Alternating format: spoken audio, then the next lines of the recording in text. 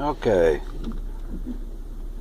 today is, it doesn't even matter what today is, it's 2016 anyway, but we're working on a 2001, a 15-year-old car, it's a 2001 Oldsmobile Aurora with the V6 3.5 in it.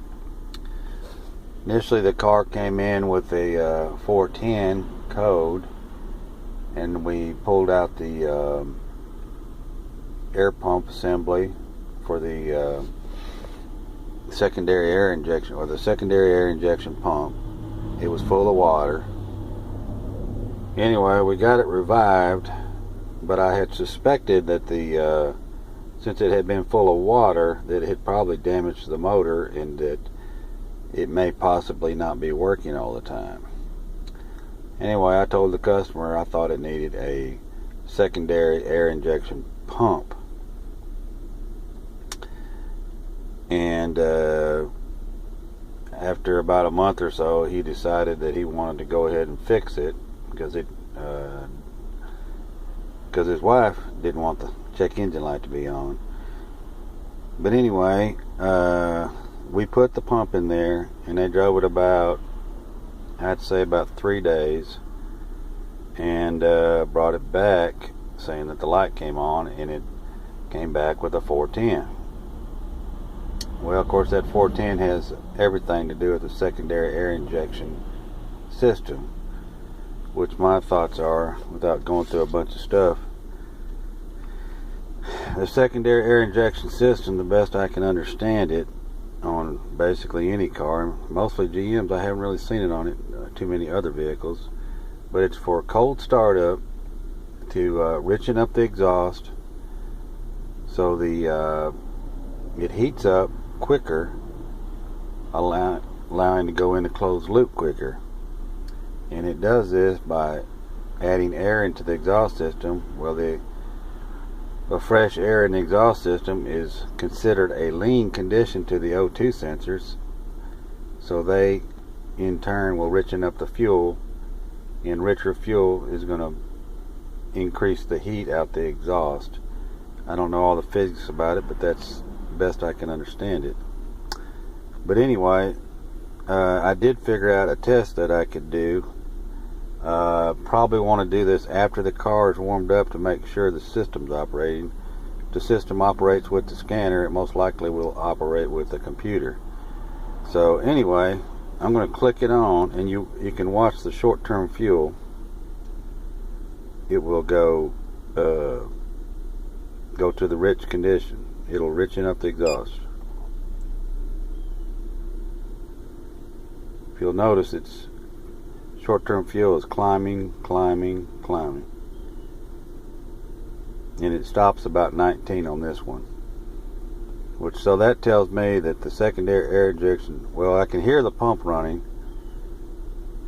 And then I can see the evidence of the air getting into the exhaust system by this short-term fuel. Also, you'll look at the millivolts on the O2 sensors.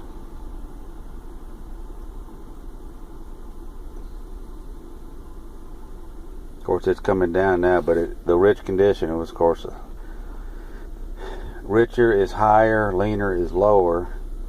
Ideal is, of course, 450 millivolts, which it needs to fluctuate to make that catalytic converter work efficiently, to get rid of the high-end NOx and the low-end NOx, or high-end emissions, low-end emissions, and then there's, I couldn't tell you, I couldn't remember what all the emissions are. But anyway, as you can see, it's just fluctuating. That O2 sensor's working well.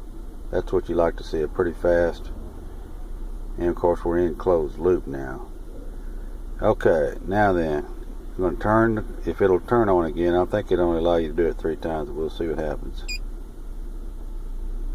Okay, there it goes. Now watch the millivolts here.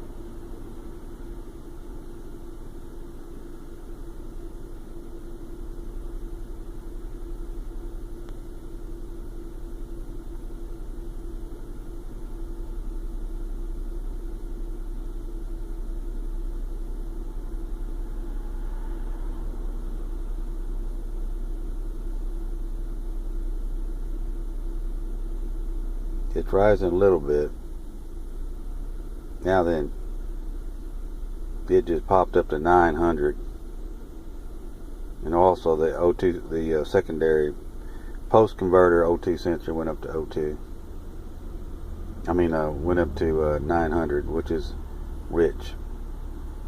Okay, now I think it just automatically cuts off after a certain period of time. I really don't know. Okay, as soon as I dropped it off, it just, boom, it just leveled off. Anyway, it's kind of fun to see, you know, computer performs just as designed normally, but the secondary air injection system, I thought was a little bit hard to diagnose, but it really wasn't. But what was wrong with this car, just for the record, is there's two diverter valves.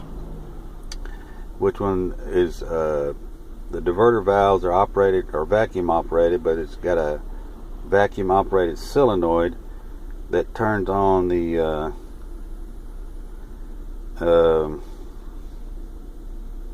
diverter valves when the air pump is turned on simultaneously.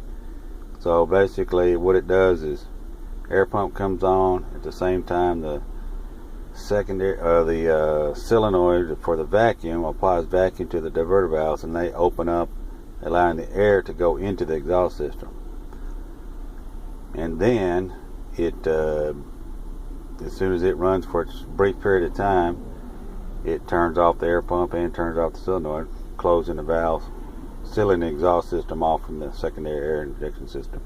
But this particular one, the one on the right hand side, I'm not sure which bank it is actually, but it was the diaphragm was leaking, so when the vacuum was applied, it was teed together with the other valve, and it leaked down so much it couldn't apply either one of them. So basically we had a vacuum leak to the air injection or the air diverter valves. Okay, I think that's it.